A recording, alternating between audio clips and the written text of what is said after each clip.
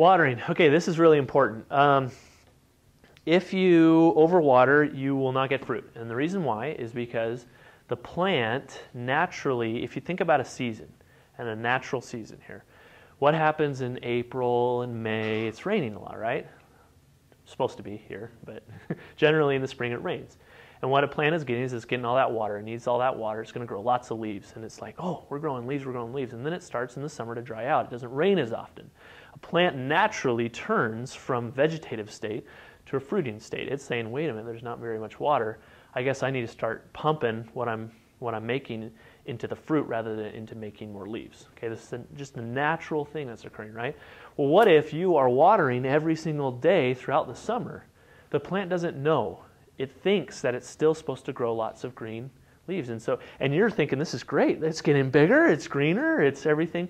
But what you're doing is you're telling the plant, make more leaves.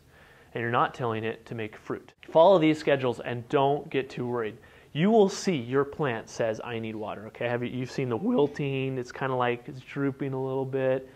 I need water. Okay, give it water. Don't follow this plant if it's saying that, right? But if the plant's just doing fine, follow this schedule.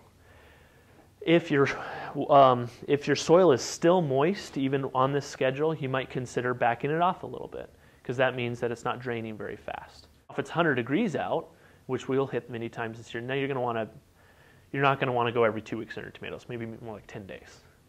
Okay, so you just speed it up a little bit as it's hotter. But your plants will tell you they're going to start wilting. They're going to start, I need some water. Give it water. And they'll jump right back up. Particularly, you'll see this with like your lettuce, your onions, things that need water twice a week. They'll tell you really quick. And it's amazing. You'll water it, and within 3 hours it'll be perked back up. So there are certain plants that are called water-loving plants or cole crops or whatever. Really shallow root system. They need water lots. There are plants that really deep root systems. Tomatoes are a good example of this. Melons are a good example of this. They don't need very much. In fact, the more you give it, the less roots it has to send down to try to get that water. And we want it to send down those roots. So this is why you don't water very often with a tomato. So you need to plant these together. If you've got lettuce right next to your tomatoes, it's not going to work, right? Because you're watering twice a week. So make sure to keep them separate in the same row. That are the plants that love the water, plants that don't love the water. Once a week stuff, put all in the same row. Twice a week stuff, put all in the same row. Make sense? Keep them away from each other. They're good buffer crops. I always like to put my squash and cucumber as like the buffer crop between my water-loving plants and my non-water-loving plants, because those guys can handle it 4 or 5 days. Broccoli and cauliflower, another good one. I kind of put those as my buffer crops. Those can handle water a lot, and they can also not handle it so often.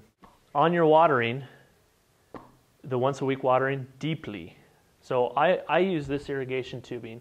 If you'll notice, these valves are about every 1 to 2 feet, 12 inches. Some of them are farther apart, but these come out 2 gallons an hour, and I'll turn this thing on for 2 to 3 hours, and I'll leave it on, and this will give me my 1 to 2 inches per week when I water deeply. I'm trying to give you an idea of how much water we're talking about. When you water in the furrows, so if you dig a furrow and you just put the hose there and let it soak, there's going to be a lot of runoff, so it's hard to estimate and hard to guess how much, but I'd say it's on for half an hour or so, depending on how well it soaks.